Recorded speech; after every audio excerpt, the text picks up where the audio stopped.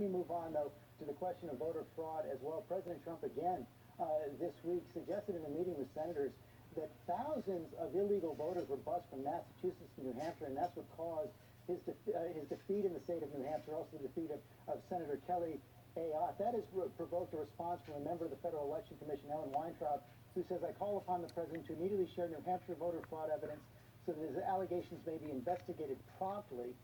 Do you have that evidence? I've actually, having worked before on a campaign in New Hampshire, I can tell you that this issue of busing voters into New Hampshire is widely known by anyone who's worked in New Hampshire politics. It's very real. It's very serious. This morning on this show is not the venue for me to lay out all the evidence, but I can tell you this. Voter fraud is a serious problem in this country. You have millions of people who are registered in 2 states or who are dead or who are registered to vote, and you have 14% of non-citizens, according to academic research, at a minimum, are registered to vote, which is an astonishing statistic. You can't hold on a second. You just claimed again that there was illegal voting in New Hampshire, people busting from the state of Massachusetts. Do you have any evidence to back that up? George, go to New Hampshire, talk to anybody who's worked in politics there for a long time.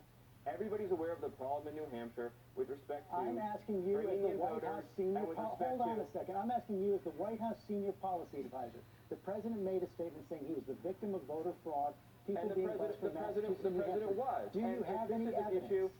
If this is an issue that interests you, then we can talk about it more in the future. And we now have our governments beginning to get stood up, but we have the Department of Justice and we have more officials. On the issue of voter fraud, someone we're going to be looking at very seriously and very hard. But the reality is that we know for a fact you have massive numbers of non-citizens registered to vote in this country. Nobody disputes that. And many, many highly qualified people, like Chris Kobach, the Kansas Secretary of State, have looked deeply into this issue and have confirmed it to be true and have put together evidence. And I suggest you invite Chris Kobach onto your show, and he can walk you through some of the evidence of voter fraud in greater detail. Just for the record, you have provided absolutely no evidence. The president's made a statement. The White House has provided enormous evidence with respect to voter fraud, with respect to people being registered in more than one state, dead people voting, non-citizens being registered to vote. George, it is a fact, and you will not deny it, that there are massive numbers of non-citizens in this country who are registered to vote.